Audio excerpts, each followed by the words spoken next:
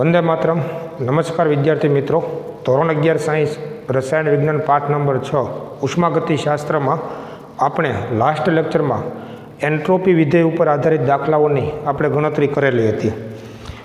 કોઈપણ પ્રક્રિયા સ્વયંસ્ફુરિત થવા માટેનું એક અભિલક્ષણ આપણે એન્ટ્રોપી વિશે આપણે સમજ્યા હતા કે જો ડેલ્ટા એચ સિસ્ટમ અને ડેલ્ટા એચ સરાઉન્ડિંગ આ બંનેનો સરવાળો એટલે કે delta H total is greater than 0 મળે તો તે દિશામાં પ્રક્રિયા સ્વયંસ્ફુરિત થાય છે અથવા તો આપમેળે થાય છે। આને જ આપણે ઉષ્માગતિશાસ્ત્રના બીજા નિયમના પ્રથમ વિધાન તરીકે પણ આપણે ઓળખીએ છીએ। સ્વયંસ્ફુરણા નક્કી કરવા માટેનું બીજું એક ઉષ્માગતિકીય વિધેય અને એ છે મુક્ત ઉર્જા, જે ગિબ્સ હેલ્મહોલ્ટ્ઝ નામના વૈજ્ઞાનિકે સમજાવેલ હોવાથી એના નામ પરથી એને ગિબ્સ ઉર્જા તરીકે પણ ઓળખવામાં આવે છે અને એટલા માટે તેની સંજ્ઞા કેપિટલ જી તરીકે એને દર્શાવવામાં આવે છે। ખાસ સમજો મિત્રો કે મુક્ત ઉર્જા ઇંગ્લિશમાં તેને ફ્રી એનર્જી તરીકે ઓળખવામાં આવે છે। આ ઉષ્માગતિકીય વિધેયની સમજૂતી ગિબ્સ હેલ્મહોલ્ટ્ઝ નામના વૈજ્ઞાનિકે આપેલી છે અને એટલા માટે એના નામ પરથી તેને ગિબ્સ મુક્ત ઉર્જા તરીકે પણ એને ઓળખવામાં આવે છે અને એટલે જ મુક્ત ઉર્જા જે છે એની સંજ્ઞા કેપિટલ જી તરીકે તેને દર્શાવવામાં આવે છે। આપણે અગાઉ જોયું તે પ્રમાણે કોઈપણ પ્રક્રિયાની સ્વયંસ્ફુરિતા નક્કી કરવા માટે ડેલ્ટા એચ ટોટલનું મૂલ્ય આપણે જાણીએ છીએ, એટલે કે પ્રણાલીનો એન્ટ્રોપી ફેરફાર અને પર્યાવરણનો એન્ટ્રોપી ફેરફાર આ બંને મૂલ્યોની ગણતરી કરી અને એનો સરવાળો એટલે કે ડેલ્ટા એચ ટોટલનું મૂલ્ય જો ધન મળે તો એ દિશામાં પ્રક્રિયા સ્વયંસ્ફુરિત થશે અથવા તો આપમેળે થશે એમ આપણે કહીએ છીએ। પરંતુ મોટાભાગની રાસાયણિક પ્રક્રિયાઓ કે પછી ભૌતિક પ્રક્રમો એ ખુલ્લી પ્રણાલીમાં થતા હોય છે અથવા બંધ પ્રણાલીમાં પણ થતા હોય છે। પરંતુ આ ખુલ્લી પ્રણાલી કે બંધ પ્રણાલીમાં થતા જે પ્રક્રમો છે એમાં એન્થાલ્પીનો ફેરફાર અને એન્ટ્રોપીનો ફેરફાર પણ સમાયેલો હોય છે। આપણે અગાઉના વિભાગમાં જે આપણે જોયું તે પ્રમાણે માત્ર ને માત્ર પ્રણાલીની એન્થાલ્પીમાં થતો ઘટાડો કે માત્ર ને માત્ર પ્રણાલી એન્ટ્રોપીમાં થતો વધારો એ પ્રક્રિયાની સ્વયંસ્ફુરિતા નક્કી કરી શકતો નથી। બરાબર વિચારજો કે એન્થાલ્પીનો ઘટાડો, પ્રણાલીની એન્થાલ્પીમાં થતો ઘટાડો કે પછી પ્રણાલીની એન્ટ્રોપીમાં થતો વધારો એ એકલો પ્રક્રિયાની કે પ્રક્રમોની સ્વયંભૂતા નક્કી કરી શકતો નથી। પ્રક્રિયાની સ્વયંભૂતા નક્કી કરવા માટે ડેલ્ટા એચ ટોટલનું મૂલ્ય આપણે જાણવું પડે છે, એટલે કે પ્રણાલી અને પર્યાવરણ આ બંનેની એન્ટ્રોપીનો ફેરફાર આપણે જાણવો પડે છે અને જો એ બંનેનો સરવાળો ગ્રેટર ધેન 0 મળે તો પ્રક્રિયા સ્વયંસ્ફુરિત થાય છે એવું આપણે કહી શકીએ છીએ। પરંતુ જો મોટાભાગની પ્રક્રિયાઓ કે પ્રક્રમો ખુલ્લી પ્રણાલીમાં થતા હોય કે બંધ પ્રણાલીમાં થતા હોય તો ત્યારે એન્થાલ્પીનો ઘટાડો પણ થતો હોય છે, એન્ટ્રોપીનો ફેરફાર મતલબ એન્થાલ્પી ફેરફાર અને એન્ટ્રોપી ફેરફાર આ બંને થતા હોય છે। પરંતુ કોઈ પણ પ્રણાલીમાં પ્રક્રમ દરમિયાન માત્ર ને માત્ર એન્થાલ્પીનો ઘટાડો કે પ્રક્રમ દરમિયાન માત્ર ને માત્ર પ્રણાલીની એન્ટ્રોપીમાં થતો વધારો એ પ્રક્રમોની સ્વયંભૂતા નક્કી કરી શકતો નથી અને એટલા માટે એન્થાલ્પી અને એન્ટ્રોપી વિધેયનો ઉપયોગ કરી અને એક નવા ઉષ્માગતિકીય વિધેયની તારવણી કરવામાં આવે છે કે જે મુક્ત ઉર્જા વિધેય તરીકે આપણે ઓળખીએ છીએ અને આ મુક્ત ઉર્જા વિધેયને આધારે માત્ર ને માત્ર જો તમે પ્રણાલીની મુક્ત ઉર્જા તમે જાણો તો એની મદદથી પ્રક્રિયાઓની સ્વયંભૂતા નક્કી કરી શકાય છે, સ્વયંસ્ફુરણા નક્કી કરી શકાય છે। આનો અર્થ શું થયો કે એન્ટ્રોપી વિધેય એવું છે કે જેના આધારે સ્વયંભૂતા નક્કી કરવા માટે પ્રણાલી અને પર્યાવરણ બંનેનો એન્ટ્રોપી ફેરફાર જાણવો પડે, જ્યારે મુક્ત ઉર્જા એવું ઉષ્માગતિકીય વિધેય છે કે જે માત્ર ને માત્ર પ્રણાલીની મુક્ત ઉર્જા જાણવાથી આપણે પ્રક્રિયાઓની સ્વયંભૂતા નક્કી કરી શકીએ છીએ અને આ પ્રણાલીની મુક્ત ઉર્જા જાણવા માટે પ્રણાલીની એન્થાલ્પી અને પ્રણાલીની એન્ટ્રોપી ફેરફાર છે એ જાણવો પડે છે અને એના આધારે આપણે કોઈ પણ પ્રણાલીની મુક્ત ઉર્જા છે એ આપણે જાણી શકીએ છીએ। આ માટે એક નવું ઉષ્માગતિકીય વિધેય જે ગિબ્સ હેલ્મહોલ્ટ્ઝ નામના વૈજ્ઞાનિકે વ્યાખ્યાયિત કરેલું છે કે મુક્ત ઉર્જા જી બરાબર પ્રણાલીની enthalpy H minus T into S આવા સંબંધ તરીકે તેને તારવણી કરી. જો જી એટલે મુક્ત ઉર્જા, H એટલે એન્થાલ્પી, એસ એટલે એન્ટ્રોપી અને ટી જે છે એ પ્રણાલીનું નિરપેક્ષ તાપમાન છે. અહીંયા તમે જુઓ કે એન્થાલ્પીમાં ઘટાડો થાય કે એન્ટ્રોપીમાં વધારો થાય તો એના આધારે આપણે સ્વયંભૂતા નક્કી કરી શકતા નથી. તમે કોઈ પ્રક્રિયા દરમિયાન પ્રણાલીની એન્થાલ્પીમાં ઘટાડો થતો હોય કે પ્રણાલીની એન્ટ્રોપીમાં જો વધારો થતો હોય તો એના આધારે માત્ર ને માત્ર આના આધારે પ્રક્રમોની સ્વયંભૂતા નક્કી કરી શકાતી નથી. અને એટલે એ બંને ઉષ્માગતિકીય વિધેયનો ઉપયોગ કરી અને નવું ઉષ્માગતિકીય વિધેય મુક્ત ઉર્જા જી તારવવામાં આવે છે અને એમની વચ્ચેનો સંબંધ આ પ્રકારનો છે કે મુક્ત ઉર્જા જી બરાબર enthalpy H minus T into S, S એટલે એન્ટ્રોપી છે. આ જે સંબંધ છે એ મુક્ત ઉર્જા, એન્થાલ્પી અને એન્ટ્રોપી વચ્ચેનો સંબંધ દર્શાવતું આ સમીકરણ છે. ખાસ અહીંયા આગળ સમજવાનું એ છે કે યાદ કરો આપણે અગાઉ સમજ્યા છીએ કે એન્થાલ્પી H અને એન્ટ્રોપી એસ આ બંને અવસ્થા વિધેય ગુણધર્મ છે, માત્રાત્મક ગુણધર્મ છે. એમના ઉપરથી જ મુક્ત ઉર્જા વિધેયની તારવણી કરવામાં આવે છે. તો મુક્ત ઉર્જા વિધેય પણ અવસ્થા વિધેય ગુણધર્મ છે અને માત્રાત્મક ગુણધર્મ છે. બીજી બાબત એ છે કે આપણે એવું સમજ્યા છીએ કે એન્થાલ્પીનું નિરપેક્ષ મૂલ્ય માપી શકાતું નથી, એન્ટ્રોપી વિધેયનું નિરપેક્ષ મૂલ્ય માપી શકાય છે. આવું શા માટે એ આપણે આગળ ઉપર હજી જોશું. એન્થાલ્પીનું નિરપેક્ષ મૂલ્ય માપી શકાતું નથી એટલે આ સંબંધમાં મુક્ત ઉર્જા વિધેયનું પણ નિરપેક્ષ મૂલ્ય માપી શકાતું નથી. માત્ર ને માત્ર મુક્ત ઉર્જાનો ફેરફાર માપી શકાય. પ્રણાલી જ્યારે એક અવસ્થામાંથી બીજી અવસ્થામાં રૂપાંતર પામે ત્યારે થતો મુક્ત ઉર્જાનો ફેરફાર, જેને આપણે ડેલ્ટા જી તરીકે ઓળખીએ છીએ, એ માપી શકાય છે. પરંતુ મુક્ત ઉર્જા જીનું નિરપેક્ષ મૂલ્ય માપી શકાતું નથી. કારણ શું? તો કે જી બરાબર H minus T into S આવો સંબંધ છે અને આ સંબંધમાં એન્ટ્રોપીનું નિરપેક્ષ મૂલ્ય માપી શકાય છે, પરંતુ એન્થાલ્પી Hનું નિરપેક્ષ મૂલ્ય માપી શકાતું નથી અને એટલે મુક્ત ઉર્જાનું પણ નિરપેક્ષ મૂલ્ય માપી શકાતું નથી. એટલે તમે જુઓ કે આપણે અગાઉ સમજ્યા હતા કે યુનું મહત્ત્વ નથી, ડેલ્ટા યુનું મહત્ત્વ છે. કેમ કે આંતરિક ઉર્જાનું નિરપેક્ષ મૂલ્ય માપી શકાતું નથી. Hનું મહત્ત્વ નથી, ડેલ્ટા Hનું મહત્ત્વ છે. કેમ કે એન્થાલ્પીનું નિરપેક્ષ મૂલ્ય માપી શકાતું નથી.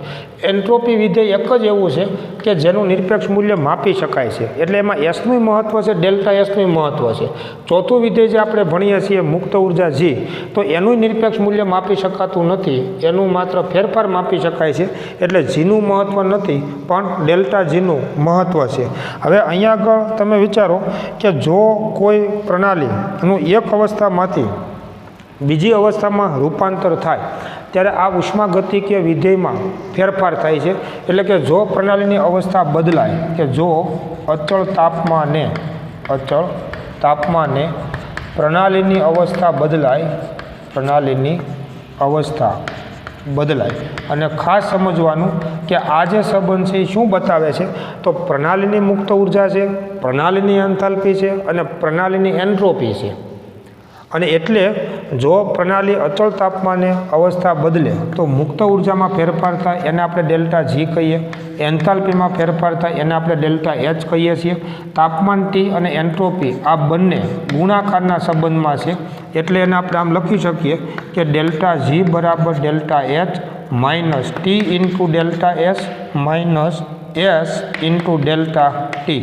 હવે અહીંયા આગળ તમે જુઓ કે આજે આપણે વાત કરી છે માત્ર પ્રણાલી માટેની છે એટલે અહીંયા આગળ સફિક્સમાં આપણે સિસ્ટમ લખી શકીએ. બરાબર, કે જો મુક્ત ઉર્જા ફેરફાર, પ્રણાલીનો મુક્ત ઉર્જા ફેરફાર, એન્થાલ્પી ફેરફાર તો પ્રણાલીનો એન્થાલ્પી ફેરફાર, એન્ટ્રોપી ફેરફાર તો પ્રણાલીનો એન્ટ્રોપી ફેરફાર. અહીંયા એન્ટ્રોપી એસ જે છે એ પણ પ્રણાલીની જ એન્ટ્રોપી છે, S system into delta T. પરંતુ તાપમાન અચળ છે કે તાપમાન અચળ હોવાથી ડેલ્ટા ટી બરાબર શું થશે? 0 કહી શકાય. અને તેથી તમે વિચારો કે ડેલ્ટા જી સિસ્ટમ બરાબર શું થાય? Delta H system minus T into delta S system. હવે આ જે સંબંધ છે એ ઉષ્માગતિશાસ્ત્રમાં એક ખૂબ ઉપયોગી સંબંધ છે. ગિબ્સ મુક્ત ઉર્જા વિધેય માટેનો આ ગાણિતીય સંબંધ એ ખૂબ જ ઉપયોગી સંબંધ છે, કારણ કે એના આધારે પ્રક્રિયાઓની સ્વયંભૂયતા કે સ્વયંસ્ફૂર્ણતા આપણે નક્કી કરી શકીએ છીએ. અહીંયા આગળ આ જે ડેલ્ટા જી છે એ પ્રણાલીનો મુક્ત ઉર્જા ફેરફાર છે, ખાસ સમજવાનું છે. પર્યાવરણનો મુક્ત ઉર્જા ફેરફાર નથી. ડેલ્ટા એચ જે છે એ માત્ર પ્રણાલીનો એન્થાલ્પી ફેરફાર છે, પર્યાવરણનો એન્થાલ્પી ફેરફાર નથી. અને ડેલ્ટા એસ સિસ્ટમ એટલે પ્રણાલીનો એન્ટ્રોપી ફેરફાર છે, પર્યાવરણનો એન્ટ્રોપી ફેરફાર નથી. આ ખૂબ ઉપયોગી સંબંધ છે અને એટલે આપણે ઘણી બધી વખત અહીંયા આગળ સફિક્સમાં જે સિસ્ટમ લખીએ છીએ એ ન લખીએ તો પણ વાત પ્રણાલી માટે જ સમજવાની છે. એટલે કે ડેલ્ટા જી બરાબર delta H minus T into delta S. આ જે સંબંધ છે એ ઉષ્માગતિશાસ્ત્રમાં એક ખૂબ જ ઉપયોગી સંબંધ છે અને એ મુક્ત ઉર્જા ફેરફાર ગણવા માટેનો ગાણિતીય સંબંધ છે. જો તમે કોઈ પણ પ્રક્રિયા દરમિયાન એન્થાલ્પી ફેરફાર જાણતા હો, પ્રણાલીનો એન્ટ્રોપી ફેરફાર તમે જાણતા હો, તાપમાન જાણતા હો અને આ સૂત્રમાં તમે કિંમત મૂકશો તો આપણને પ્રણાલીનો મુક્ત ઉર્જા ફેરફાર આપણને મળશે અને એ મુક્ત ઉર્જા ફેરફારના મૂલ્યના આધારે પ્રક્રિયાની સ્વયંભૂયતા નક્કી કરી શકાય. વધુમાં આપણે અહીંયા આગળ સૌપ્રથમ એ બાબત જાણી લઈએ કે મુક્ત ઉર્જા પણ એન્થાલ્પી, એન્ટ્રોપી અને આંતરિક ઉર્જાની જેમ જ અવસ્થા વિધેય ગુણધર્મ છે અને માત્રાત્મક ગુણધર્મ છે. આનો અર્થ એ થયો કે ચારે ચાર ઉષ્માગતિકીય વિધેય અવસ્થા વિધેય ગુણધર્મ છે, માત્રાત્મક ગુણધર્મ છે. પણ ભેદ શું છે તો આંતરિક ઉર્જા, એન્થાલ્પી અને મુક્ત ઉર્જાનું નિરપેક્ષ મૂલ્ય માપી શકાતું નથી, જ્યારે એન્ટ્રોપી એક જ એવું વિધેય છે કે જેનું નિરપેક્ષ મૂલ્ય માપી શકાય છે. બીજો ભેદ શું છે કે આંતરિક ઉર્જા, એન્થાલ્પી અને મુક્ત ઉર્જા એ ઉર્જા ફેરફાર છે, જ્યારે એન્ટ્રોપી ઉર્જા ફેરફાર નથી. એ પ્રણાલીમાં અસ્તવ્યસ્તતા, અવ્યવસ્થા કે ક્રમવિહીનતાનું માપ દર્શાવતી રાશિ છે. આપણે અગાઉ સમજ્યા છીએ. એટલે તમે વિચારો કે મુક્ત ઉર્જા જે છે ડેલ્ટા જી એનો એકમ શું થાય તો ઉર્જાનો એકમ એ મુક્ત ઉર્જાનો એકમ, મતલબ જૂલ અથવા કિલો જૂલ. અહીંયા તમે જુઓ કે એન્થાલ્પીનો એકમ આપણે જૂલમાં લઈએ, જૂલ. અહીંયા જુઓ તાપમાન ટીનો એકમ કેલ્વિન, પરંતુ ડેલ્ટા એસનો એકમ જૂલ પ્રતિ કેલ્વિન થાય. તો કેલ્વિન કેલ્વિન નીકળી જશે એટલે એન્થાલ્પીનો એકમ joule, T into delta S એનો એકમ પણ જૂલ જ થશે અને એટલા માટે ડેલ્ટા જીનો એકમ પણ જૂલ એકમ અથવા કિલો જૂલ એકમની અંદર મુક્ત ઉર્જા છે એને દર્શાવી શકાય. તો મુક્ત ઉર્જા જે ઉષ્માગતિકીય વિધેય છે એનો એકમ ઉર્જાનો એકમ છે, અર્થાત એ એક ઉર્જા ફેરફાર છે અને એટલા માટે એનો એકમ જૂલ અથવા તો કિલો જૂલ એકમની અંદર આપણે એનો એકમ છે એ દર્શાવી શકીએ. હવે આવા પ્રકારના ઉષ્માગતિકીય વિધેયના આધારે આપણે પ્રક્રિયાઓની સ્વયંભૂયતા કેવી રીતે નક્કી કરી શકીએ તો તમે વિચારો કે આપણે આ બાબત જાણીએ છીએ કે ડેલ્ટા એસ ટોટલ બરાબર શું થાય તો કે delta S system plus delta S surrounding. જો આ સૂત્રમાં આપણે ડેલ્ટા એસ સિસ્ટમ અને ડેલ્ટા એસ સરાઉન્ડિંગ આ બંનેના મૂલ્યો જો આપણે મૂકીએ અને ડેલ્ટા એસ ટોટલ આપણને જે મળે છે ને એનું મૂલ્ય જો ગ્રેટર ધેન 0 મળે ને તો આપણે એમ કહીએ છીએ કે પ્રક્રિયા સ્વયંસ્ફુરિત થશે, આપમેળે થશે. સામાન્ય રીતે તમે જુઓ કે કોઈ પ્રણાલી હોય તો કોઈ પ્રણાલી કે જે આપણે પર્યાવરણથી અલગ કરેલ છે, કે માનો કે આ એક પ્રણાલી છે અને એના સંપર્કમાં રહેલું બાકીનું જે વિશ્વ છે એને આપણે પર્યાવરણ તરીકે ઓળખીએ છીએ. જો આ પ્રણાલી અને પર્યાવરણ એ બંને એકબીજા સાથે સંતુલન સ્થિતિમાં હોય તો તમે યાદ કરો કે ઉષ્મીય સંતુલનમાં હોય ને તો પ્રણાલી અને પર્યાવરણ બંનેનું તાપમાન સરખું હોય. વાત સમજી શકશો કે જો આ પ્રણાલી અને પર્યાવરણ એ બંને એકબીજા સાથે ઉષ્મીય સંતુલન સ્થિતિમાં હોય તો પ્રણાલીનું તાપમાન અને પર્યાવરણનું તાપમાન સરખું હોય. વધુમાં જો આ પ્રણાલી પ્રક્રમ દરમિયાન માનો કે કેટલીક ઉર્જા ગુમાવે છે તો પ્રણાલીની એન્થાલ્પી ઘટે છે તેમ કહેવાય, પણ જેટલી ઉર્જા ગુમાવશે એટલી ઉર્જા મેળવશે કોણ તો કે પર્યાવરણ, અને પર્યાવરણની એન્થાલ્પીમાં એટલો વધારો થશે. અને એટલે તમે જુઓ કે અગાઉ જે આપણે દાખલાઓ ગણ્યા એમાં પણ આપણે જોયું હતું કે ડેલ્ટા એસ સિસ્ટમ બરાબર આપણે શું કહીએ, માનો કે ડેલ્ટા સરાઉન્ડિંગનું મૂલ્ય આપણે મેળવવું હોય તો શું કહીએ કે delta H surrounding upon T, તાપમાન ટી. હવે અહીંયા જો પર્યાવરણ ઉષ્મા મેળવતું હોય તો આનું મૂલ્ય ધન હોય, પણ જેટલી ઉષ્મા પર્યાવરણ મેળવે છે એટલી જ ઉષ્મા કોણ ગુમાવશે તો કે પ્રણાલી. અને તો પછી એના માટેનો એન્થાલ્પી ફેરફાર ઋણ હોય એટલે કે માઇનસ ડેલ્ટા એચ સિસ્ટમ છેદમાં તાપમાન T. આમ કહી શકાય, જો પ્રણાલી અને પર્યાવરણ બંને જો ઉષ્મીય સંતુલન સ્થિતિમાં હોય તો બંનેના તાપમાન સરખા હોય. એટલે પ્રણાલી જે તાપમાને ઉષ્મા ગુમાવે છે એ જ તાપમાને પર્યાવરણ ઉષ્મા મેળવશે. જેટલી ઉષ્મા પ્રણાલી ગુમાવશે એટલે કે પ્રણાલી અને પર્યાવરણ બંનેનું તાપમાન સરખું છે, પરંતુ પ્રણાલી જેટલી ઉષ્મા ગુમાવશે એટલી જ ઉષ્મા પર્યાવરણ મેળવશે. એટલે પ્રણાલીનો એન્થાલ્પી ફેરફાર ઋણ હોય અને પર્યાવરણનો એન્થાલ્પી ફેરફાર ધન હોય. તમને એમ થાય કે આ બંને કિંમત જો આમાં મૂકી હોય તો સરવાળો 0 થઈ જાય, યસ, તો સંતુલન કહેવાય.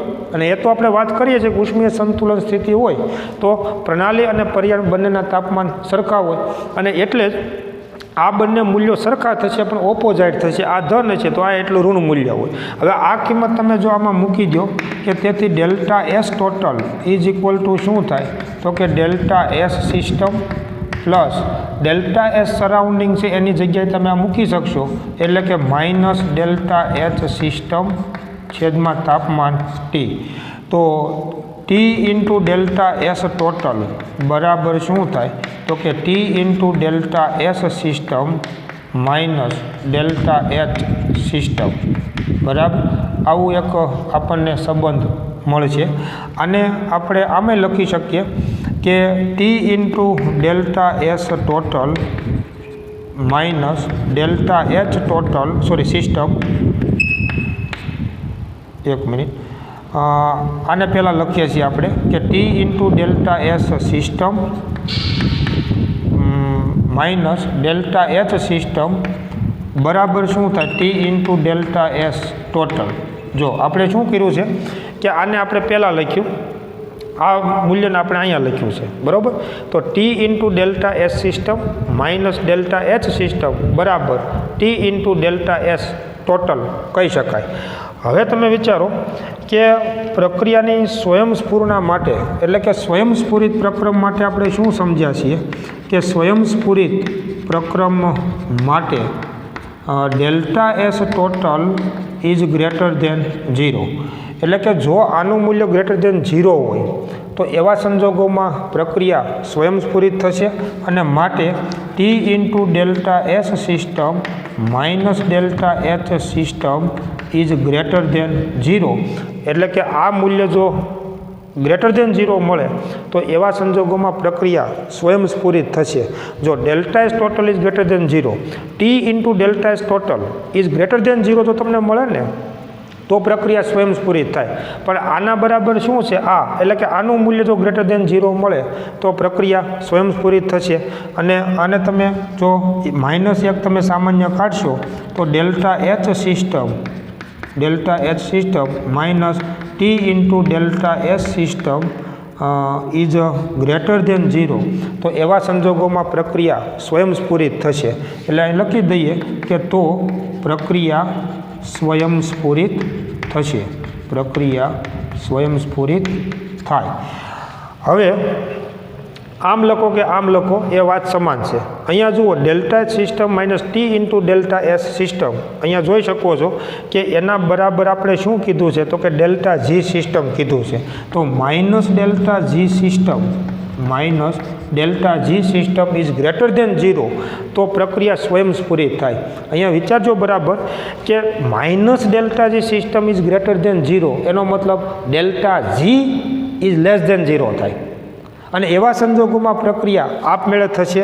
અથવા આને આપણે આમ કહી શકીએ કે delta G system is less than 0 તો પ્રક્રિયા સ્વયંસ્ફુરિત થશે, તો પ્રક્રિયા સ્વયંસ્ફુરિત થાય અથવા તો આપમેળે થાય. પ્રક્રિયાઓની સ્વયંસ્ફુરિતા નક્કી કરવા માટેનું એક આ બીજું ઉષ્માગતિકીય વિધેય આપણને મળ્યું, મુક્ત ઉર્જા ફેરફાર. જો તમે પ્રણાલીનો મુક્ત ઉર્જા ફેરફાર તમે જાણતા હો અને એનું મૂલ્ય જો લેસ ધેન 0 હોય ને તો એવા સંજોગોમાં પ્રક્રિયા સ્વયંસ્ફુરિત થાય છે અથવા તો પ્રક્રિયા આપમેળે થાય છે તેવું કહી શકાય. તમે વિચારો કે અગાઉ આપણે જોયું હતું કે એન્ટ્રોપી વિધેયના આધારે જો આપણે પ્રક્રિયાની સ્વયંભૂયતા નક્કી કરવી હોય તો ડેલ્ટા એસ સિસ્ટમ અને ડેલ્ટા એસ સરાઉન્ડિંગ આ બંનેનું મૂલ્ય આપણે જાણવું પડે. જ્યારે મુક્ત ઉર્જા વિધેય એવું છે કે જે માત્ર ને માત્ર પ્રણાલીની મુક્ત ઉર્જા ફેરફાર તમે જાણો તો એના આધારે પ્રક્રિયાની સ્વયંભૂયતા નક્કી કરી શકાય. એટલે અહીંયા શરત છે કે જો delta G system is less than 0 તો પ્રક્રિયા સ્વયંસ્ફુરિત થાય છે અથવા તો પ્રક્રિયા આપમેળે થાય છે તેવું કહી શકાય. જેનો બીજો અર્થ એવો કહી શકાય કે તો પછી delta G system greater than 0 હોય તો પ્રક્રિયા બિન સ્વયંસ્ફુરિત હોય. અહીંયા આપણે એ વાતને સમજીએ કે જો એન્ટ્રોપી વિધેયના આધારે આપણે જેમ 3 શરતો સમજ્યા એવી જ રીતે મુક્ત ઉર્જા વિધેય માટે પણ આવી 3 શરતો લખી શકાય. કે પહેલી શરત ડેલ્ટા જી સિસ્ટમ, વારંવાર અહીંયા સિસ્ટમ ન લખો તો પણ ચાલે, કેમ કે મુક્ત ઉર્જા ફેરફાર હંમેશા પ્રણાલીનો જ સમજવાનો છે. તો delta G system is less than 0 તો પ્રક્રિયા સ્વયંસ્ફુરિત હોય, પ્રક્રિયા સ્વયંસ્ફુરિત હોય, બરાબર, અથવા સ્વયંસ્ફુરિત થાય. માનો કે તો પછી એનો અર્થ એવો થયો કે જે દિશામાં delta G system greater than 0 હોય તો પ્રક્રિયા બિન સ્વયંસ્ફુરિત હોય છે, એટલે કે આપમેળે થશે નહીં, પ્રક્રિયા બિન સ્વયંસ્ફુરિત હોય, આપમેળે નહીં થાય. અને માની લો કે delta G system is equal to 0 હોય તો એનો મતલબ પ્રક્રિયામાં સંતુલન સ્થિતિ સ્થપાય છે અથવા સંતુલન સ્થપાય છે એમ કહી શકાય. એટલે કે પુરોગામી અને પ્રતિગામી બંને દિશાઓના વેગ છે ને સમાન બને. આમ બીજું ઉષ્માગતિકીય વિધેય મુક્ત ઉર્જા જે છે એના આધારે આપણે પ્રક્રિયાની સ્વયંભૂયતા નક્કી કરી શકીએ છીએ. અને એટલે તમે વિચારો કે ઉષ્માગતિશાસ્ત્રનો બીજા નિયમના 2 વિધાનો, એક પહેલું વિધાન એન્ટ્રોપી વિધેયના આધારે અને બીજું વિધાન એ મુક્ત ઉર્જા વિધેયના આધારે આપણે કહી શકીએ. ઉષ્માગતિશાસ્ત્રનો બીજો નિયમ જ પ્રક્રિયાઓની સ્વયંભૂયતા સમજાવે છે કે ઉષ્માગતિશાસ્ત્રનો બીજો નિયમ. જો ઉષ્માગતિશાસ્ત્રના બીજા નિયમનું પહેલું વિધાન શું છે તો આપમેળે થતા બધા પ્રક્રમોમાં વિશ્વની એન્ટ્રોપી વધે છે. તમારે મિત્રો લખવું હોય તો લખજો. ઉષ્માગતિશાસ્ત્રના બીજા નિયમનું પહેલું વિધાન આપમેળે થતા બધા પ્રક્રમોમાં વિશ્વની એન્ટ્રોપી વધે છે.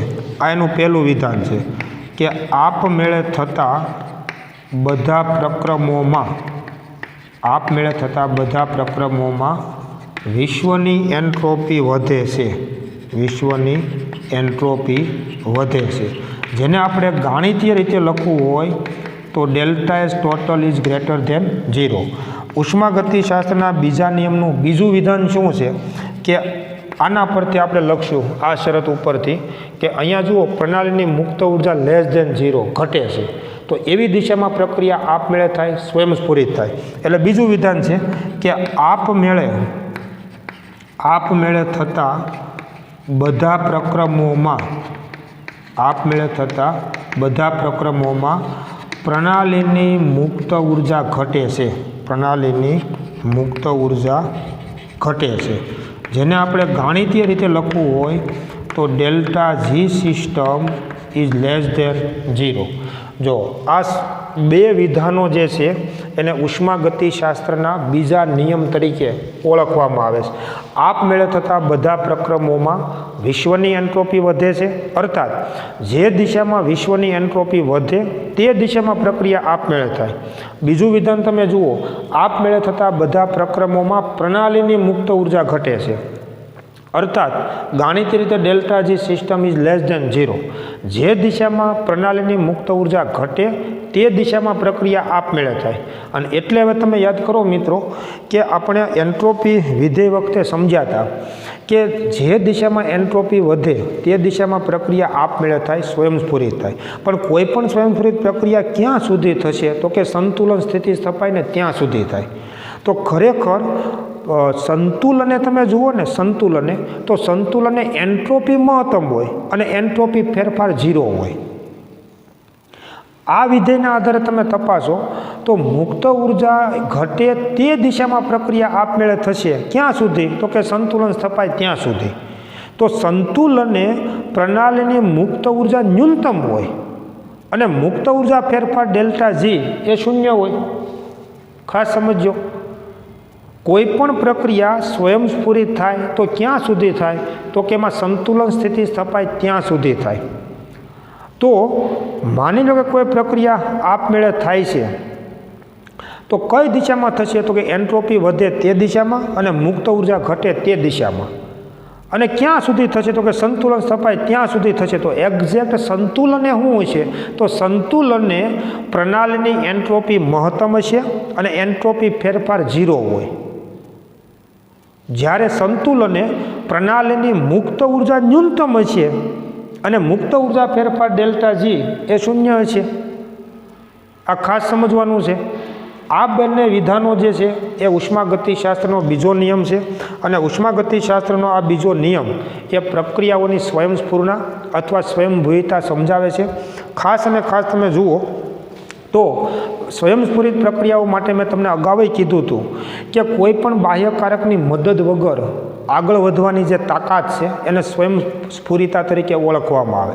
પ્રક્રમ ધીમું હોય કે ઝડપી હોય એની સાથે કોઈ સંબંધ નથી. અને એટલા જ માટે ઉષ્માગતિશાસ્ત્ર જે છે એ પ્રક્રિયાના દર, પ્રક્રિયાના વેગ વિશે કશું સમજાવતો નથી, પરંતુ કોઈ પણ પ્રક્રિયા આપમેળે થશે કે નહીં થાય એ ઉષ્માગતિશાસ્ત્ર સમજાવે છે. અને એના માટે આ ઉષ્માગતિશાસ્ત્રનો બીજો નિયમ છે. અને એના માટે 2 ઉષ્માગતિકીય વિધેય છે, એન્ટ્રોપી અને મુક્ત ઉર્જા. ખાસ અને ખાસ આ મુક્ત ઉર્જા વિધેય જે છે એ અને એન્ટ્રોપી એ પ્રક્રિયાઓની સ્વયંભૂયતા સમજાવે છે. આના પરથી ઉષ્માગતિશાસ્ત્રનો ત્રીજો નિયમ હજુ આ એન્ટ્રોપી વિશે વધુ સમજાવે છે પદાર્થની, અને એના પરથી જે એક બાબતની તારવણી કરવામાં આવી છે એને ઉષ્માગતિશાસ્ત્રના ત્રીજા નિયમ તરીકે પણ ઓળખવામાં આવે છે. તમે મિત્રો વિચારો કે આપણે અગાઉ સમજ્યા છીએ કે એન્ટ્રોપી એટલે આપણે શું કીધું છે? તો એન્ટ્રોપી એટલે પદાર્થમાં રહેલી અસ્તવ્યસ્તતા, અવ્યવસ્થા અથવા તો એમાં જે ક્રમવિહીનતા છે એનું માપ દર્શાવતી રાશિ, એટલે એને આપણે એન્ટ્રોપી તરીકે ઓળખીએ છીએ. હવે આ જે એન્ટ્રોપી છે, અસ્તવ્યસ્તતા, અવ્યવસ્થા જે છે એનો આધાર તમે યાદ કરો તાપમાન ઉપર છે. એવું પણ આપણે સમજ્યા છીએ કે જેમ તાપમાન વધુ તેમ તે પદાર્થ અથવા પ્રણાલીની એન્ટ્રોપી વધુ, અને જેમ તાપમાન ઓછું તેમ તે પદાર્થ અથવા પ્રણાલીની એન્ટ્રોપી ઓછી. એટલે કોઈ પણ પ્રણાલીની એન્ટ્રોપી જે છે એનો આધાર તાપમાન T ઉપર હોય છે. તાપમાન T ઉપર હોય, બરાબર. જો તાપમાન જેમ વધુ હોય કોઈ પણ પદાર્થનું, તેમ તે પદાર્થની એન્ટ્રોપી વધુ હોય, અને તાપમાન જેમ ઓછું તેમ એ પદાર્થની એન્ટ્રોપી ઓછી હોય. સામાન્ય રીતે કોઈ પણ પદાર્થ તમે લ્યો, માનો કે જો વાયુમય પદાર્થ હોય તો આપણે જાણીએ છીએ કે એમાં તો કણો અસ્તવ્યસ્ત ગતિ કરતા હોય, પ્રવાહીમાં પણ કણો અસ્તવ્યસ્ત ગતિ કરતા હોય. માનો કે કોઈ પણ ઘન પદાર્થ તમે લ્યો તો ઘન પદાર્થમાં જે કણો છે, પછી અણુ હોય, પરમાણુ હોય કે આયન હોય, એ પોતાના સ્થાન ઉપર ક્રમબદ્ધ રીતે ગોઠવાયેલા હોય, અને આવી રચનાને આપણે ઘન અવસ્થા તરીકે ઓળખીએ છીએ.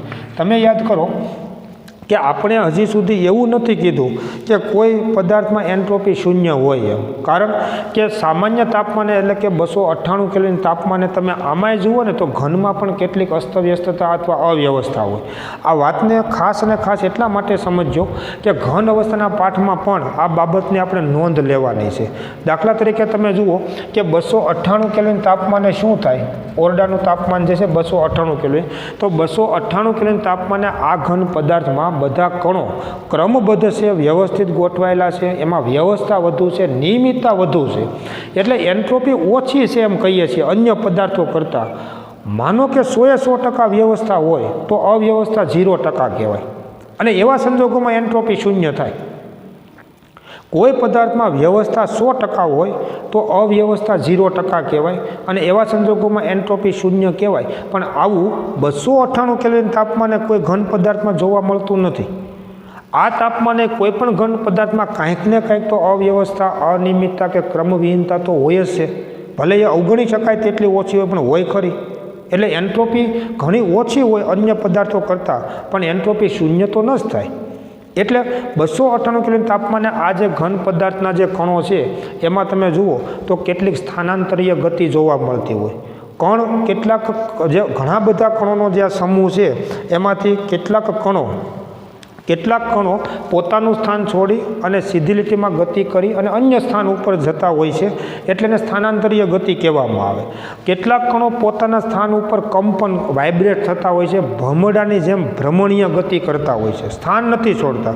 તમે ભમરડાની ગતિ તમે વિચારો કે ભમરડો જે ફરે છે એમાં પોતાનું સ્થાન જે સ્થાન ઉપર એ ફરે છે એ સ્થાન અચળ હોય અને એ સ્થાન ઉપર ભમરડો છે ગોળ ગોળ વર્તુળાકાર દિશામાં ફર્યા કરે છે.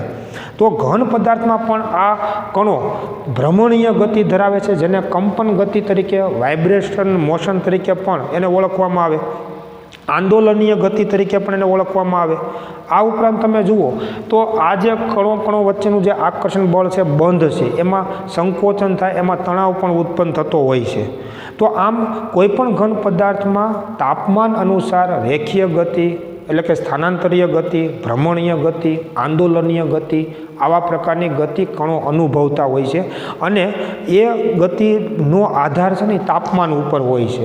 માનો કે જેમ તાપમાન વધે એમ આ ત્રણે પ્રકારની ગતિ છે એ વધે. માનો કે તમે ખૂબ તાપમાન વધાર્યું અને આ ગતિ જો ખૂબ વધે, ભ્રમણ ગતિ, આંદોલન ગતિ, રેખીય ગતિ કે સ્થાનાંતરીય ગતિમાં જો વધારો થાય તો એક સમય એવો આવે કે આ કણો વચ્ચેનું આકર્ષણ બળ તૂટી જાય અને ઘનનું રૂપાંતર પ્રવાહીમાં થઈ જાય. પણ માનો કે હજી ઘન છે તો એમાં આ ત્રણે પ્રકારની ગતિ કણો અનુભવે છે પણ એ ખૂબ જ ઓછી હોય અને એટલે એ એક પ્રકારની અવ્યવસ્થા કહેવાય, અસ્તવ્યસ્તતા કહેવાય, ક્રમવિહીનતા કહેવાય અને એવા સંજોગોમાં એન્ટ્રોપી શૂન્ય હોતી નથી. જો તમે તાપમાન ઘટાડો અને તાપમાન તમે ખૂબ જો ઘટાડો તો આ ત્રણે પ્રકારની ગતિ એપ્રોક્સિમેટલી શૂન્ય બને. સ્થાનાંતરીય ગતિ, આંદોલનીય ગતિ, ભ્રમણીય ગતિ એ ઘટીને શૂન્ય બને અને એવા સંજોગોમાં અવ્યવસ્થા 0% કહેવાય, વ્યવસ્થા 100% કહેવાય. માની લો કે અભ્યાસ એવું બતાવે છે કે આ ઘન પદાર્થ જે સ્ફટિકમય કે સંપૂર્ણ શુદ્ધ સ્ફટિકમય ઘન પદાર્થ છે, સંપૂર્ણ શુદ્ધ સ્ફટિકમય ઘન પદાર્થ છે અને સંપૂર્ણ શુદ્ધ સ્ફટિકમય ઘન પદાર્થ છે એનું તમે તાપમાન જો ઘટાડી અને -273 કેલ્વિન જેટલું તાપમાન નીચું લઈ જાઓ, તમે યાદ કરો બરાબર કે -273 સેલ્સિયસ -273 સેલ્સિયસ એટલું નીચું તાપમાન લઈ જાઓ એટલે 0 કેલ્વિન તાપમાન કહેવાય. 298 કેલ્વિન તાપમાન એટલે 25 સેલ્સિયસ તાપમાન થયું. જો કોઈ પણ સંપૂર્ણ શુદ્ધ સ્ફટિકમય ઘન પદાર્થનું તાપમાન નિરપેક્ષ શૂન્ય તાપમાન, આપણે ભણી ગયા વાયુ અવસ્થાના પાઠમાં કે આ તાપમાનને શું કહેવાય? નિરપેક્ષ શૂન્ય તાપમાન તરીકે ઓળખવામાં આવે છે. નિરપેક્ષ શૂન્ય તાપમાન. જો કોઈ પણ કેવા પદાર્થની વાત છે? સંપૂર્ણ શુદ્ધ હોવા જોઈએ. સંપૂર્ણ શુદ્ધ સ્ફટિકમય ઘન પદાર્થનું તાપમાન ઘટાડી અને -273 સેલ્સિયસ અથવા 0 કેલ્વિન એટલે કે નિરપેક્ષ શૂન્ય તાપમાને તમે લઈ જાઓ ને તો ત્યારે વ્યવસ્થા 100%, અવ્યવસ્થા 0%, બધા જ પ્રકારની અસ્તવ્યસ્તતા કે પછી ક્રમવિહીનતા શૂન્ય બનશે અને ત્યારે એ એન્ટ્રોપીનું મૂલ્ય શૂન્ય ગણવામાં આવે છે. આ જે હકીકત સમજાવી છે એને જ ઉષ્માગતિશાસ્ત્રના ત્રીજા નિયમ તરીકે ઓળખવામાં આવે છે. ઉષ્માગતિશાસ્ત્રનો ત્રીજો નિયમ શું છે? તો ઉષ્માગતિશાસ્ત્રનો ત્રીજો નિયમ અને એનું વિધાન એવું છે કે સંપૂર્ણ શુદ્ધ સ્ફટિકમય ઘન પદાર્થની નિરપેક્ષ શૂન્ય તાપમાને એન્ટ્રોપી શૂન્ય હોય છે. આ વિધાનને ઉષ્માગતિશાસ્ત્રના ત્રીજા નિયમ તરીકે ઓળખવામાં આવે છે. વિધાન સમજો બરાબર કે સંપૂર્ણ શુદ્ધ સ્ફટિકમય ઘન પદાર્થની નિરપેક્ષ શૂન્ય તાપમાને એન્ટ્રોપી શૂન્ય હોય છે. આ વિધાનને ઉષ્માગતિશાસ્ત્રના ત્રીજા નિયમ તરીકે એને ઓળખવામાં આવે છે. વિચારો કે આ એક જ એવું વિધેય છે એન્ટ્રોપી કે જેનું નિરપેક્ષ શૂન્ય તાપમાને એન્ટ્રોપી શૂન્ય ગણવામાં આવે છે અને આ વાત કોની છે સમજો ખાસ, તો સંપૂર્ણ શુદ્ધ સ્ફટિકમય ઘન પદાર્થની વાત છે. અસ્ફટિકમય ઘન પદાર્થની વાત નથી. કોઈ પણ દ્રાવણ તમે લ્યો કે અતિશીત પ્રવાહી પદાર્થ તમે લ્યો જેને અસ્ફટિકમય ઘન પદાર્થ તરીકે પણ ઓળખવામાં આવે અને એનું તમે તાપમાન ગમે તેટલું નીચું લઈ જાઓ તો પણ એની એન્ટ્રોપી શૂન્ય હોતી નથી. સંપૂર્ણ શુદ્ધ હોય સ્ફટિકમય, કારણ કે ઘણી બધી વખત શું બને કે આમાં કોઈ જો અશુદ્ધિ હોય ને તો એ પણ એક અસ્તવ્યસ્તતા કે અવ્યવસ્થા માટેનું કારણ બનતું હોય છે અને એવા સંજોગોમાં એની એન્ટ્રોપી શૂન્ય હોતી નથી. જો તમે સંપૂર્ણ શુદ્ધ સ્ફટિકમય ઘન પદાર્થ હોય અને એટલા નીચા તાપમાને તમે લઈ જાઓ ત્યારે એમાં વ્યવસ્થા 100% અર્થાત અવ્યવસ્થા 0% હોય છે અને ત્યારે એન્ટ્રોપી G શૂન્ય સ્વીકારવામાં આવે છે અને એટલે ઉષ્માગતિશાસ્ત્રના ત્રીજા નિયમનું વિધાન છે કે નિરપેક્ષ શૂન્ય તાપમાને સંપૂર્ણ શુદ્ધ સ્ફટિકમય ઘન પદાર્થની એન્ટ્રોપી શૂન્ય હોય છે. આ વિધાનને જ ઉષ્માગતિશાસ્ત્રના ત્રીજા નિયમ તરીકે એને ઓળખવામાં આવે છે. ખાસ અને ખાસ હવે તમે વિચારો કે આ ચાર જે ઉષ્માગતિકીય વિધેય છે એમાં એન્ટ્રોપી એક જ એવું વિધેય છે કે જેનું નિરપેક્ષ શૂન્ય તાપમાને એન્ટ્રોપીનું મૂલ્ય શૂન્ય સ્વીકારવામાં આવ્યું છે અને એટલે એના નિરપેક્ષ મૂલ્યો એના કરતાં ઊંચા તાપમાને એન્ટ્રોપી કેટલી એનું નિરપેક્ષ મૂલ્ય માપી શકાય છે. આપણે એમ વાત કરી છે કે એન્ટ્રોપી વિધેયનું નિરપેક્ષ મૂલ્ય માપી શકાય છે. એનું કારણ શું? એનું કારણ એક જ કે એનું મૂલ્ય નિરપેક્ષ શૂન્ય તાપમાને શૂન્ય છે ને એટલે. દાખલા તરીકે હું તમને એક ઉદાહરણ દ્વારા સમજાવું તો કોઈ પણ વાહન જ્યારે રોડ ઉપર ગતિ કરે છે ત્યારે વાહનનો વેગ માઇલેજ મીટરનો કાંટો જે વેગ બતાવે એ વેગ આપણે વાહનનો વેગ ગણીએ છીએ. શું કામ? કારણ કે રોડનો વેગ 0 છે ને એટલે. માઇલેજ મીટરનો કાંટો જે વેગ બતાવે છે એ વાહનનો વેગ આપણે ગણીએ છીએ. કારણ શું? કારણ કે રોડનો વેગ 0 છે ને એટલે. પણ તમે કલ્પના કરો કે આપણા વાહનની સાથે સાથે રોડ પણ કોઈ પણ એક દિશામાં જો ગતિ કરતો હોય તો માઇલેજ મીટરનો કાંટો જે વેગ બતાવે એ વાહનનો સાચો વેગ નહીં હોય. એમ તમે કોઈ પણ તાપમાને કોઈ પણ પદાર્થની એન્ટ્રોપીનું નિરપેક્ષ મૂલ્ય એનું સાચું મૂલ્ય શું કામ માપી શકો છો? કારણ કે નિરપેક્ષ શૂન્ય તાપમાને પદાર્થની એન્ટ્રોપીનું મૂલ્ય શૂન્ય છે ને એટલે આના કરતાં ઊંચા તાપમાને કોઈ પણ પદાર્થની એન્ટ્રોપીનું નિરપેક્ષ મૂલ્ય તમે માપી શકો. જે માપો ને પ્રયોગ દ્વારા એનું સાચું મૂલ્ય મળે. જ્યારે આંતરિક ઉર્જા એન્થાલ્પી કે મુક્ત ઉર્જા વિધેય એવા છે કે કોઈ પણ તાપમાને એના મૂલ્યો ક્યારેય શૂન્ય હોતા નથી અને એટલા માટે તમે વિચારો આંતરિક ઉર્જા છે એનું મૂલ્ય તો ક્યારેય શૂન્ય ન હોય અને એટલે આંતરિક ઉર્જાનું નિરપેક્ષ મૂલ્ય માપી શકાતું નથી. આંતરિક ઉર્જાનું નિરપેક્ષ મૂલ્ય નથી માપી શકાતું તો તમે યાદ કરો આપણે આ સંબંધ સમજ્યા છીએ કે ડેલ્ટા H બરાબર delta U plus P into delta V. આંતરિક ઉર્જાનું નિરપેક્ષ મૂલ્ય માપી શકાતું નથી એટલે એન્થાલ્પીનું નિરપેક્ષ મૂલ્ય નથી માપી શકાતું. અને આ બંને ઉષ્માગતિકીય વિધેયમાં એન્થાલ્પીનું નિરપેક્ષ મૂલ્ય માપી શકાતું નથી એટલે જ મુક્ત ઉર્જાનું પણ નિરપેક્ષ મૂલ્ય માપી શકાતું નથી. કારણ કે આ સંબંધ આપણે સમજ્યા કે G બરાબર H minus T into S અથવા ડેલ્ટા G બરાબર delta H minus T into delta S. આ સંબંધમાં તમે જુઓ એન્થાલ્પીનું નિરપેક્ષ મૂલ્ય માપી શકતા નથી એટલે મુક્ત ઉર્જાનું નિરપેક્ષ મૂલ્ય આપણે માપી શકતા નથી. એન્ટ્રોપી એક જ એવું વિધેય છે કે જેનું નિરપેક્ષ મૂલ્ય માપી શકાય છે ને એનું કારણ કે નિરપેક્ષ શૂન્ય તાપમાને એન્ટ્રોપીનું મૂલ્ય શૂન્ય ગણવામાં આવે છે તો શૂન્ય થાય છે ને એટલે. પણ ખાસ સમજો કે કેવા પદાર્થની એન્ટ્રોપીનું મૂલ્ય શૂન્ય હોય અને ક્યારે હોય. તો જો કોઈ પણ પદાર્થ સંપૂર્ણ શુદ્ધ સ્ફટિકમય ઘન પદાર્થ હોય, અસ્ફટિકમય નહીં, સંપૂર્ણ શુદ્ધ સ્ફટિકમય ઘન પદાર્થની એન્ટ્રોપી નિરપેક્ષ શૂન્ય તાપમાને શૂન્ય હોય. એના કરતાં ઊંચા તાપમાને એ પદાર્થની એન્ટ્રોપી પણ શૂન્ય હોય નહીં. એમાં કાંઈક ને કાંઈક અવ્યવસ્થા અસ્તવ્યસ્તતા હોય જ. અને આગળ ઉપર કોઈપણ ઘન પદાર્થમાં રહેલી આ પ્રકારની જે અવ્યવસ્થા છે એને ઘન અવસ્થાના પાઠમાં અને ફિઝિક્સમાં એક ક્ષતિ અથવા ખામીના નામથી પણ આપણે એને ઓળખીશું. ઉષ્માગતિશાસ્ત્રના ત્રીજા નિયમનું વિધાન પણ ખાસ યાદ રાખવાનું છે મિત્રો વિજ્ઞાનના અભ્યાસ માટે કે સંપૂર્ણ શુદ્ધ સ્ફટિકમય ઘન પદાર્થની નિરપેક્ષ શૂન્ય તાપમાને એન્ટ્રોપી શૂન્ય હોય છે.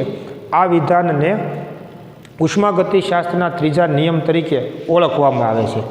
મુક્ત ઉર્જા ફેરફાર અને પ્રક્રિયામાં જે સંતુલન સ્થિતિ સ્થપાય છે એના વચ્ચેનો અભ્યાસ અથવા તો સંબંધ આપણે સમજવાનો છે.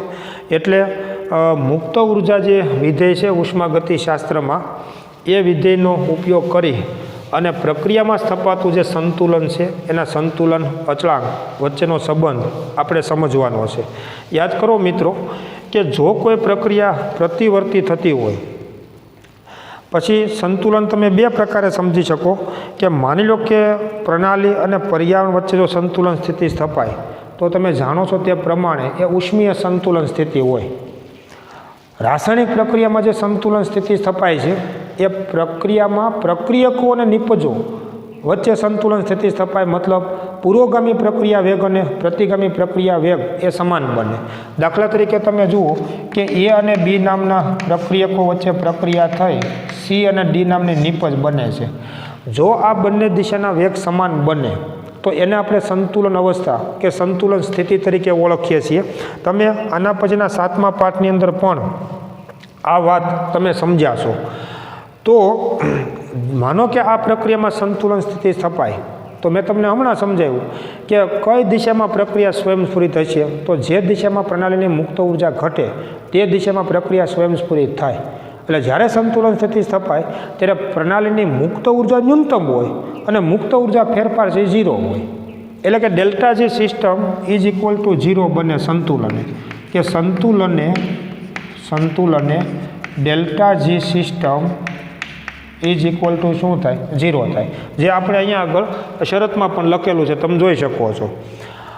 માનો કે જો કોઈ પ્રક્રિયા પ્રમાણિત અવસ્થામાં થતી હોય તો પ્રમાણિત અવસ્થામાં જો કોઈ રાસાયણિક પ્રક્રિયા થતી હોય તો ત્યારે થતો મુક્ત ઉર્જા ફેરફાર છે એને પ્રમાણિત મુક્ત ઉર્જા ફેરફાર તરીકે ઓળખવામાં આવે. અને પ્રમાણિત મુક્ત ઉર્જા ફેરફાર એને ડેલ્ટા આર જી 0 આ સંજ્ઞાથી એને દર્શાવવામાં આવે. રાસાયણિક પ્રક્રિયામાં સ્થપાતા સંતુલન માટે તમે સમજ્યા છો કે સંતુલન અચળાંક કે ઇક્વિલિબ્રિયમ, સંતુલન અચળાંક કે ઇક્વિલિબ્રિયમ બરાબર શું થાય? તો કે નિપજોની સાંદ્રતાનો ગુણાકાર છેદમાં પ્રક્રિયકોની સાંદ્રતાનો ગુણાકાર. આવું તમે સમજ્યા છો.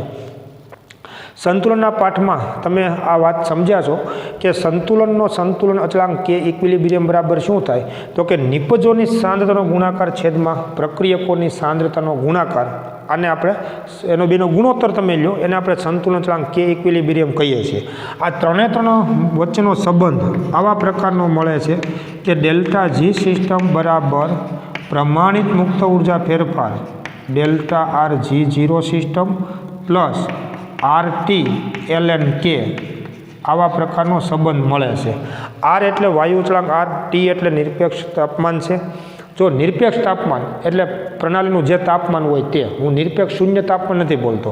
નિરપેક્ષ શૂન્ય તાપમાન બોલું તો 0 કેલ્વિન અથવા -273 થાય. આવો સંબંધ મળે છે. પરંતુ સંતુલન સમયે શું થાય કે સંતુલન સમયે ડેલ્ટા જી સિસ્ટમ બરાબર 0 છે.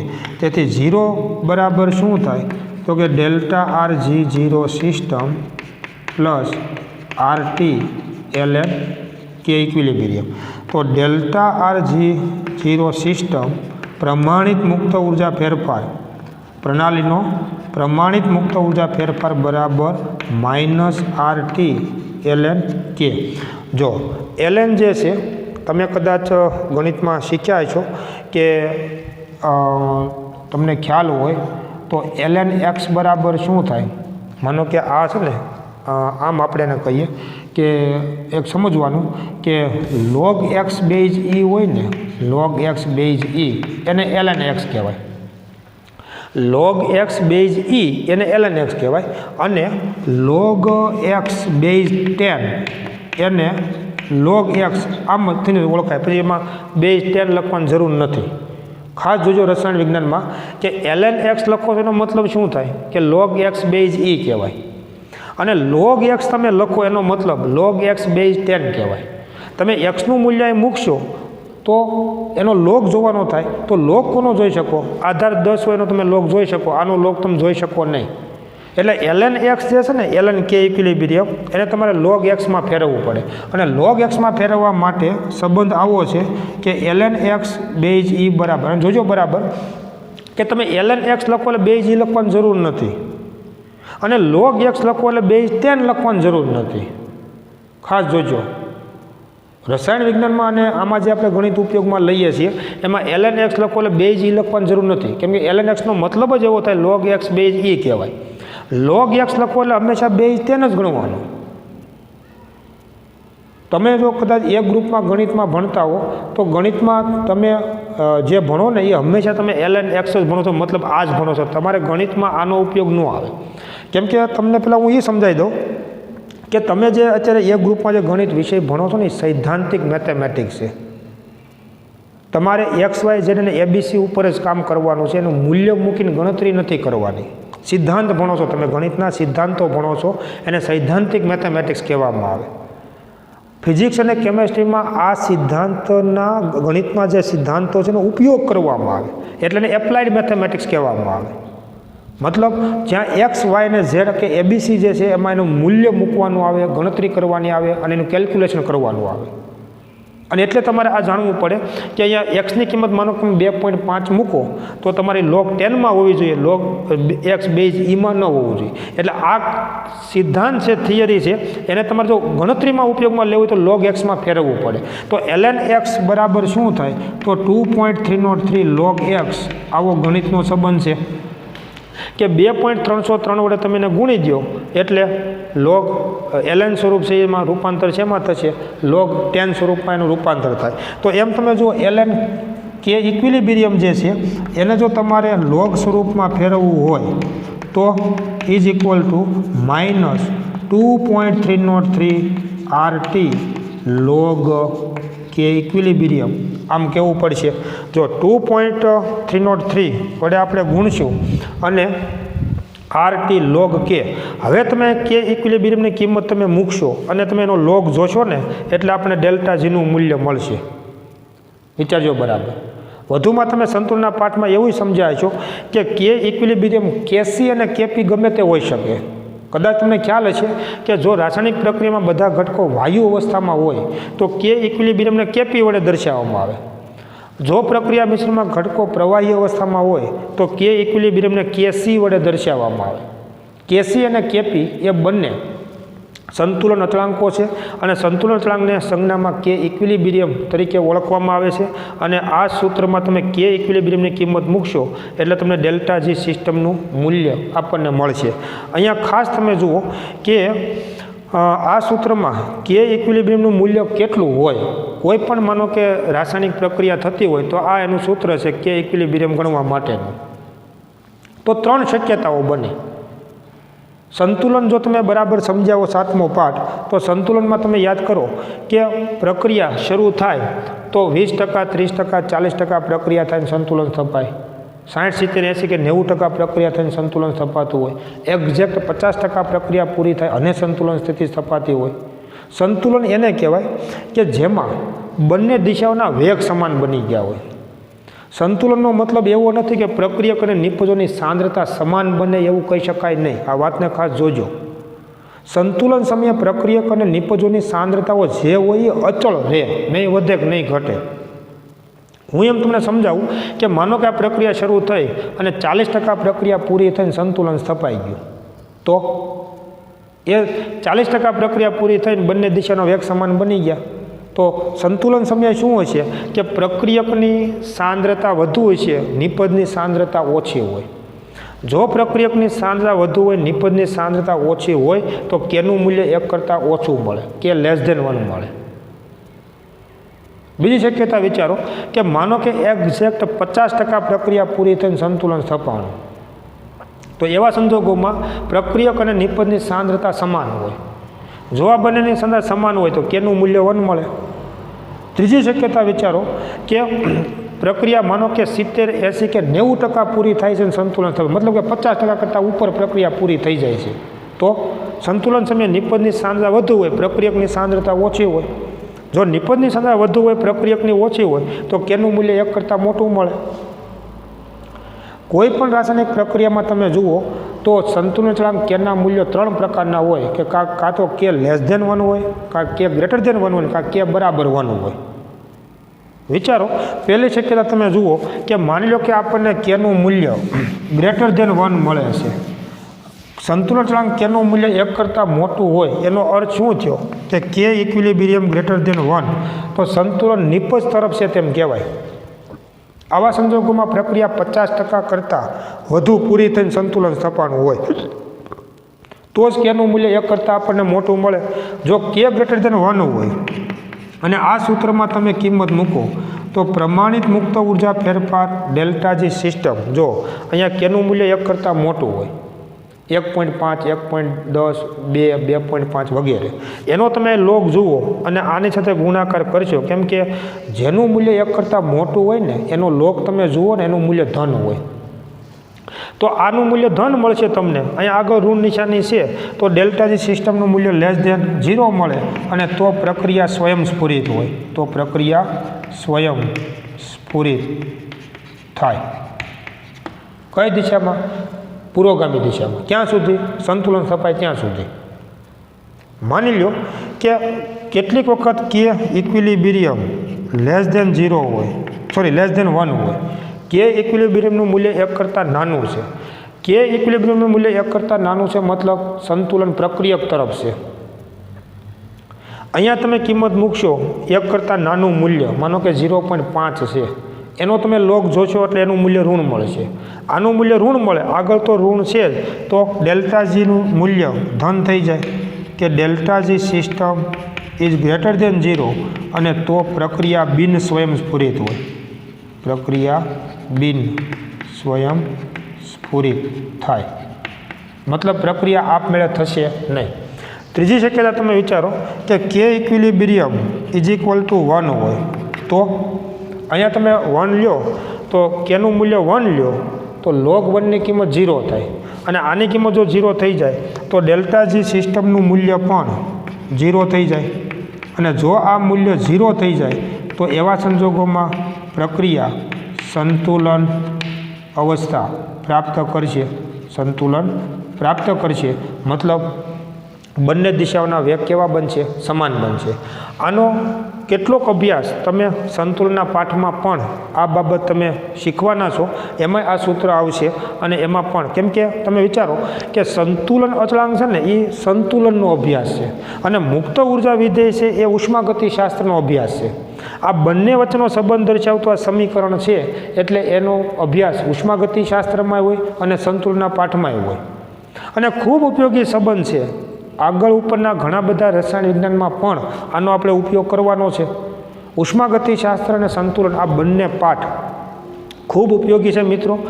JEE નીટની પરીક્ષા માટે પણ, MCQ માટે પણ અને આગળ ઉપરના રસાયણ વિજ્ઞાનના અભ્યાસ માટે પણ ખૂબ ઉપયોગી સંબંધો છે. એક મહત્ત્વની બાબત તમે વિચારો કે અહીંયા આગળ મેં તમને એટલે તો આ શરતો જે છે એ ગોખી નથી યાદ રાખવાની, આ બધી શરતો આ સંબંધનો ઉપયોગ કરીને સમજીને યાદ રાખવાની છે. હવે તમે જુઓ કે એક બાબત અહીંયા આગળ આપણે આ સંબંધ જે સમજ્યા કે ડેલ્ટા જી બરાબર delta H minus T into delta S. જો આ જે સંબંધ આપણે સમજ્યા એ શું છે? તો પ્રણાલીનો મુક્ત ઉર્જા ફેરફાર બરાબર પ્રણાલીનો એન્થાલ્પી ફેરફાર માઇનસ તાપમાન ટી અને ડેલ્ટા એચ એટલે પ્રણાલીનો એન્ટ્રોપી ફેરફાર. આપણે શરતમાં એવું કીધું કે એન્થાલ્પી ફેરફાર અને એન્ટ્રોપી ફેરફારનું મૂલ્ય ગમે તેવું હોય, પણ આ સૂત્રમાં તમે કિંમત મૂકો અને જો મુક્ત ઉર્જા ફેરફારનું મૂલ્ય તમને ઋણ મળે તો એવા સંજોગોમાં પ્રક્રિયા સ્વયંસ્ફુરિત થશે અથવા તો આપમેળે થશે. આ આપણે વાત સમજ્યા છીએ. અહીંયા જુઓ કે એન્થાલ્પી ફેરફારનું મૂલ્ય ધને હોય ઋણે હોય, એન્ટ્રોપી ફેરફારનું મૂલ્ય ધને હોય ઋણે હોય. એન્થાલ્પી ફેરફારનું નીચું પણ હોય ઊંચું પણ હોય, એન્ટ્રોપી ફેરફારનું મૂલ્ય નીચું પણ હોય ઊંચું પણ હોય. અહીંયા કિંમત મૂકો અને જો આ મૂલ્ય ડેલ્ટા જીનું મૂલ્ય તમને ઋણ મળે તો એવા સંજોગોમાં પ્રક્રિયા હંમેશા સ્વયંસ્ફુરિત થાય એવું કહી શકાય. હવે એના માટે ઘણી બધી પોસિબિલિટી હોય, ઘણી બધી શક્યતાઓ હોય.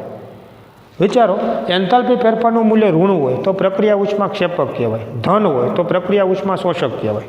એન્ટ્રોપી ફેરફારનું મૂલ્ય જો ધન હોય તો પ્રક્રમ દરમિયાન પ્રણાલીની એન્ટ્રોપી વધે છે એમ કહેવાય.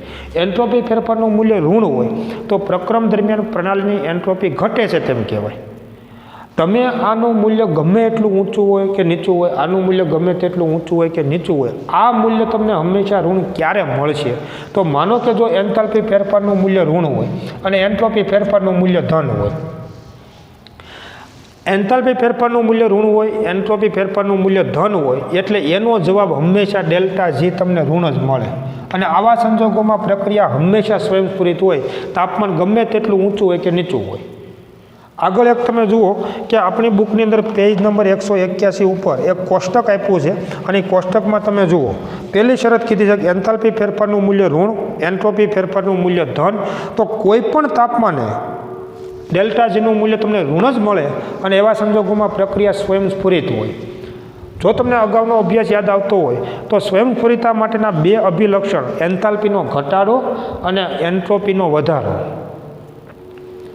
આ બે અભિલક્ષણ જે આપણે ગણ્યા હતા સ્વયંસ્ફુરિતતા માટે, એ તમને આ સૂત્ર ઉપરથી પણ સમજાતા હોય છે કે આનું મૂલ્ય જ્યારે ઋણ હોય પછી મૂલ્ય ભલે 5 કિલો જૂલ હોય કે 500 કિલો જૂલ હોય, એન્ટ્રોપી ફેરફારનું મૂલ્ય ધન હોય પછી એ 0.5 કિલો જૂલ હોય કે 5000 કિલો જૂલ હોય, અહીંયા તમે મૂલ્ય મૂકો એટલે ડેલ્ટાજીનું મૂલ્ય ઋણ જ મળે. તો એવા સંજોગોમાં હંમેશા પ્રક્રિયા સ્વયંસ્ફુરિત હોય. તાપમાને ભલે ગમે તેટલું હોય, કોઈ પણ તાપમાને પ્રક્રિયા સ્વયંસ્ફુરિત જ હોય. બીજો તમે વિકલ્પ જુઓ કે એન્થાલ્પી ફેરફારનું મૂલ્ય ઋણ હોય, આ ઋણ છે, અને એન્ટ્રોપી ફેરફારનું મૂલ્ય પણ ઋણ છે. જોજો બરાબર, અહીંયા વિચારો કે એન્થાલ્પી ફેરફારનું મૂલ્ય ઋણ, એન્ટ્રોપી ફેરફારનું મૂલ્ય ઋણ હોય તો અહીંયા તો આગળ ઋણ નિશાની છે જ, તો આ બેનો ગુણાકાર છે એ ધન થઈ જાય.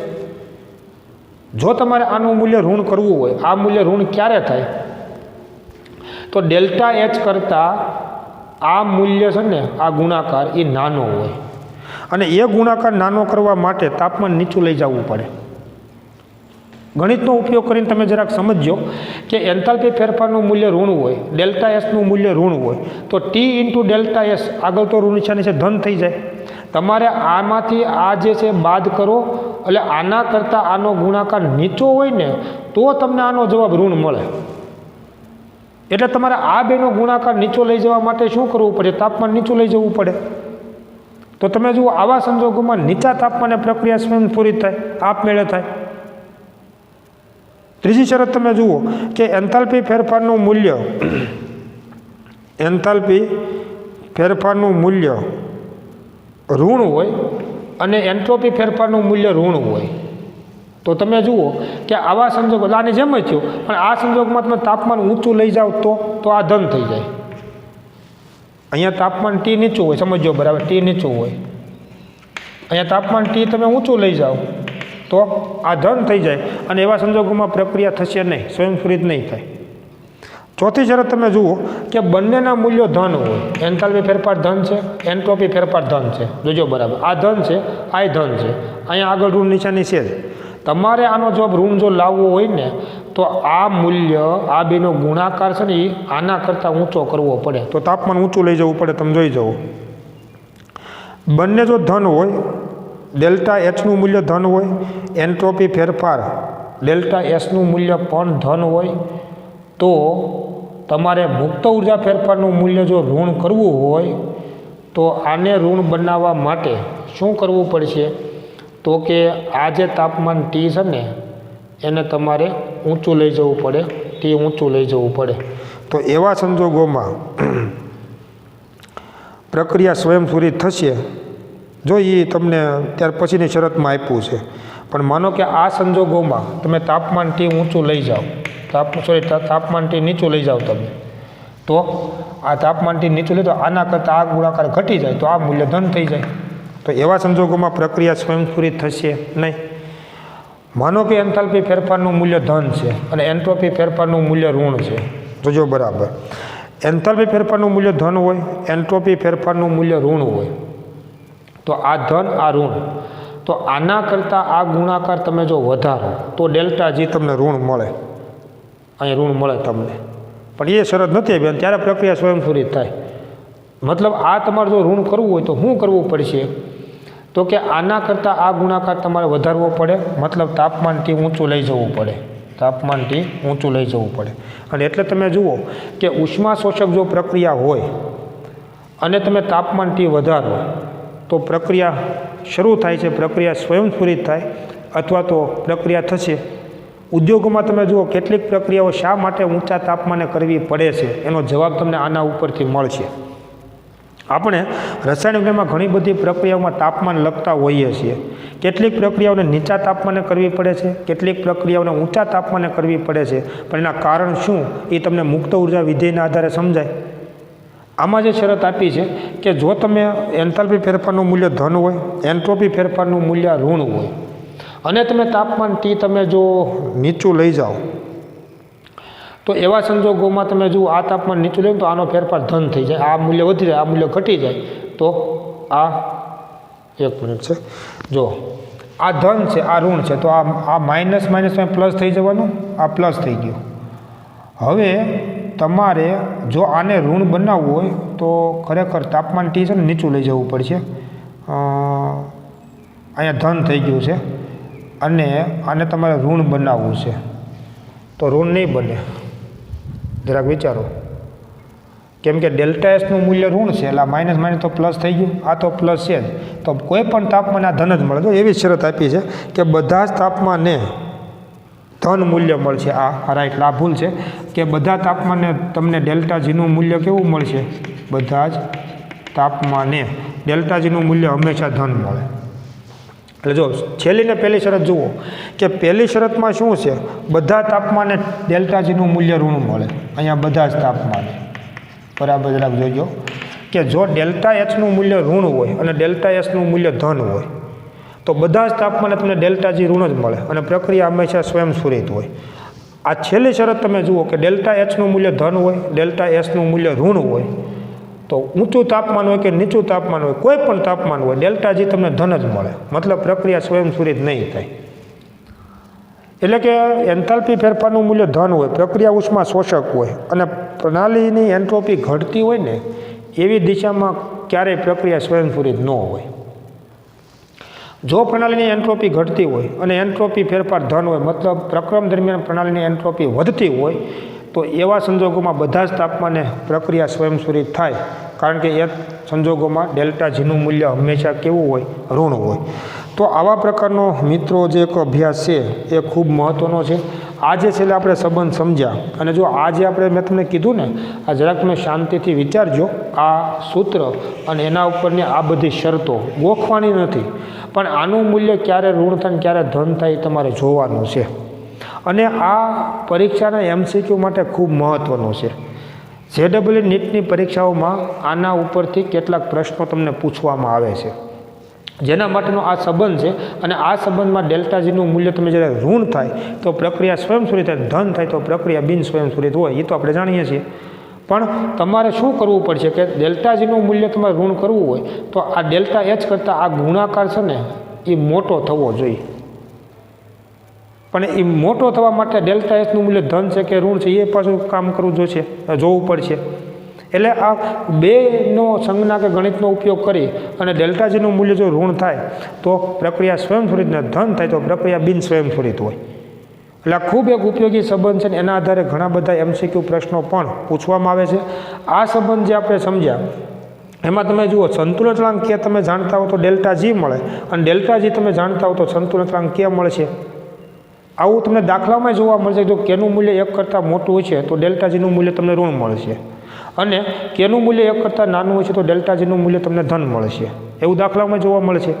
આજે આપણે ઉપયોગી જે સંબંધો બધા સમજ્યા મુક્ત ઉર્જા માટેના, એના ઉપર આધારિત દાખલાઓ આપણે આ બુકની અંદર આપ્યા છે.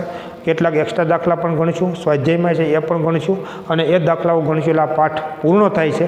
પરંતુ તમે જુઓ એક સંબંધ આપણે જે સમજ્યા ને, આ એક સંબંધમાં આના ઉપર આધારિત દાખલાઓ ગણવા માટે લોગનું જ્ઞાન હોવું ખૂબ આવશ્યક છે.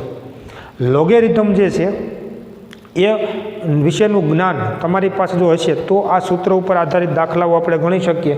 એટલે આ પાઠની અંદર આ પ્રકારના દાખલા ગણવા માટે લોગ વિશે પણ જાણવું પડશે કે કોઈ પણ મૂલ્યનો લોગેરિધમ કેમ જુઓ, એન્ટીલોગ કેમ જુઓ, એના વિશે જાણવું પડશે. અને કેટલાક દાખલાઓ છે આપણે ગણીશું અને એની સાથે આપણે આ પાઠને પૂર્ણ કરીશું. અને ત્યાર પછી ટૂંક સમયમાં 12 સાયન્સનો અભ્યાસક્રમ છે આપણે શરૂ પણ કરવાના છીએ, જેની બધી માહિતી અને સમજણ એ તમને અલગથી તમને વોટ્સએપ ગ્રુપની અંદર અને તમારા ગ્રુપમાં તમને જાણ કરવામાં આવશે. અને અત્યારે આપણે અહીંયા પૂર્ણ કરીએ છીએ. આ વિધેય ઉપર આધારિત દાખલાઓ જે આપણે ગણવાના છે એ આવતા નેક્સ્ટ લેક્ચરમાં ગણીશું. Thank you very much.